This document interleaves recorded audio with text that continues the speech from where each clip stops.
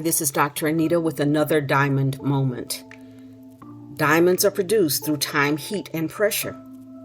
The way that we process that raw stone determines how we're going to use it and what value it's going to bring to our lives. We've been challenging ourselves and asking tough questions. We're continuing to move forward on the question of, do you talk and never listen? Are you always talking and never listening?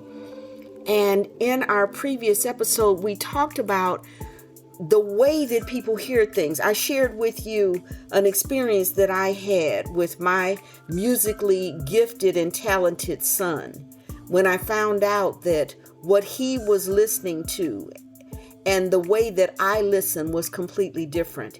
He was listening to the musicality of my voice. I was expressing to him and needed him to grasp the severity of the words that I was presenting to him. So when we're listening, we may listen differently. We may be listening for different things. We talked about possible challenges in interpersonal relationships because of the way that we listen. Someone may have been expressing to us something that was very important to them. And because it was not falling in line with the way that we live our lives, that we live and move and have our being, we just downplayed it and didn't listen to any of it. We didn't realize how important that is. We talked about the fact that many times our youth, our young people are hearing something differently. And because we don't hear it in the way that they hear it, relating to, the example was to rap music, we don't get it. And in them understanding that we don't get it, it makes it that much more appealing to them because now they have a form of individuality in which they can express themselves in a way that you can't get in their mix. Okay? Because you don't even get it. So when we're listening and we're hearing sound, but not listening to the communication, it is a detriment to the things that we would like to do, want to do, or even are doing in our lives. So we started talking about ways to listen. We started talking about active listening, being in the moment, not distracted by anything around you, not they're saying something and something just came on television and now your attention is focused over there, or you tell them, wait, let me hear this. Well, what that signals to somebody is that what they have to say is not as important as what you think that someone else is communicating on the television is. Now, in some situations, I'm going to say that might be appropriate. If, the outer space people have landed, and they've never landed before, and they're in the middle of telling you about an experience that they've had or something that's taken place, and you see the crawl go across the screen, aliens have landed, I think at that point it is appropriate to say, wait, just a minute, let me see what this is, because you're evaluating a situation that's never happened before and trying to determine what this information is going to do to your lives. So if the space people land, I think, and I'm not going out on a limb, but I think it's okay to ask them to wait just a minute so that you can determine what's taking place. Anything short of that, anything short of a natural disaster and or someone being injured and hurt or harmed, it would be wonderful if you could give them your full attention and hear exactly what they're saying. So being in the moment, not thinking about anything else, not trying to get in front of what they're saying so you've already got your answer lined up and you can just zing them with it. No, it's being right with them at the moment. Communication and listening can also go hand in hand with nonverbal communication. How do they look? Are their shoulders down? Maybe they're crying or weeping. And there's a difference between crying and weeping. water from the eyes is consistent, but one of them is more active and the other one actually weeping can be more cleansing and cathartic, that they may have had something pent up for so long that they've needed to say, that finally being able to risk rejection and or the consequence of speaking their mind has put them in a place where tears are coming out of their eyes, just kind of gently rolling down. That's weeping. And so a nonverbal form of communication is looking at their face, is being aware of, did they tense up? Did they cross their arms in front of themselves to be able to tell you what they had to say? Did they stiffen their back? Are their brows furrowed? Are their eyes intense? All of these things in terms of communication, if you allow them to, because you're in the moment and paying attention to what they're saying, can actually give you additional information that you need in order to give them an appropriate answer, to be able to address the issues that are evidently concerning to them, whether it is concerning to you at all.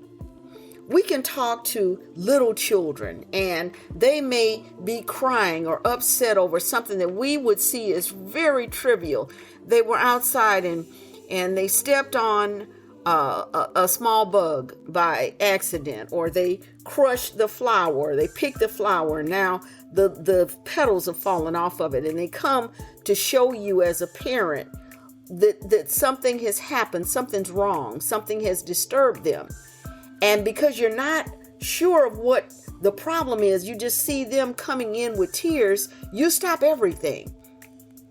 You stop everything. And you say, what's wrong? What's wrong? And then they tell you, I stepped on the bug. And then you say, oh, baby, it's going to be okay. You're able to comfort them. You've heard what they had to say. You've been able to determine the severity of the situation. And then you're able to give them feedback information, which can be comforting to them. They know that they've been heard. They know that whatever that thing was, whether it was trivial for you or life-shattering to them, they've been heard. They've been appropriately addressed as it relates to that situation. And you dry their eyes, you dry their tears. They go back outside and play, and it's all good. They don't think about it anymore. They're not going to come back to you later tonight and come up with more reasons why it was so awful in most cases. They're not going to bring it up again. You're not going to hear it 10 years down the line, unless maybe it's comically stated. Remember when I got so upset over the petals falling off of the flower, and you say, oh yeah, I remember you were so upset. It would be more comical. But when a person has not been heard and they come back to you with the same level of emotion that they had when they initially presented this issue to you, you can see both through their words of communication and their nonverbal communication that something was missed in the translation. You were talking and not listening. You were not in the moment because they do not feel heard, and therefore they do not feel healed. Being able to listen to what a person is saying in real time is healing to that other person. If you can imagine a difficult time in your life when maybe you tried to speak with someone and they weren't hearing you, how would you have felt? How would the situation have changed? How would things have been better if they had listened? If they could have acknowledged that what you're saying is valid. Oh, I didn't realize that I did that. I'm so sorry. That was not my intention. I wasn't trying to whatever. When you're able to say how you actually feel in a situation and have those feelings validated, it is healing. If you're having interpersonal relationship challenges, go back and look at your communication. Are you adequately expressing the words that you're saying? Are you using the appropriate words? We've talked about this before, but even the level of emotion of those words. Everything is not horrible and horrific. Some things are minor. Are we using the appropriate emotional level for the words that we're expressing? And that again, every coin has two sides. Maybe it actually was horrific and we downplayed it. And so the person we're talking to didn't get how devastating that situation was to us. So now if they keep doing it, it's because it may be because they never understood how important it was to us in the first place. We have to adequately use our words. And when we're using words, we have to be able to listen to the other person. Anytime we have an opportunity to communicate, it says there's a two-way conversation taking place. We're moving in both directions. You're talking to me, I'm talking to you. And in doing so, I have the ability to ask questions. I have the ability to dig down a little deeper in your speech of what you're telling me and get some more clarifying information. I have the ability to critically listen to what you're saying, to be able to ask you, was it that devastating to you? You used the word awful. Was it really awful or was it just uncomfortable? And then they're able to say, well, maybe it wasn't just horrendously awful, but it was very uncomfortable. So it allows you to get a better understanding of what they're conveying to you. And it allows them to know that you are attempting to understand what they're saying, that you are attempting to get the fullness of whatever it is that conversation is trying to address. Are you talking and never listening? Are you having a adequate form of communication with those around you because you're in the moment, critically listening to what they have to say? Are you reflectively giving them an understanding of what you're hearing? Or are you distracted and doing something else? The way that we listen, the way that we communicate does everything and says everything on how we can use this information that's being provided to us to change our lives. Becoming is a process. That process has stages, and many of the stages of becoming are rounded by communication. Many of the stages of becoming are involved with the way that we use our words and the way that we listen. Please stay with me. We're going to continue in this regard. We're going to look at more ways that we communicate, more ways that we may miss out on developing deeper relationships because we have a lack of listening ability and an overabundance of speaking skills.